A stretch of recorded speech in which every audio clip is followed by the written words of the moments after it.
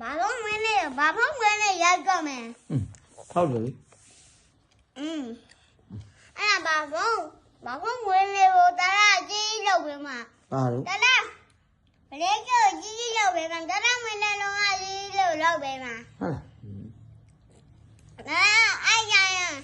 တရာအဲ့ကြရင်ဘာဖို့မင်းနဲ့ကြပတ်စံနဲ့ဆဲပဲမှာသူကလည်းပတ်စံဆဲပဲမှာဟုတ်လားစနေကောင်ကြီးတရာမင်းနဲ့လုံးဝဦးသားပဲစနေကောင်ကြီးဆဲလိုက်တော့တရာဘုံလေးသွားလိုက်တော့ပတ်စံလေးဟိုခမိုးပါစီရအောင်ဆဲပေးတာလားဦးသားပဲတရာမင်းနဲ့လုံးဝဟုတ်လား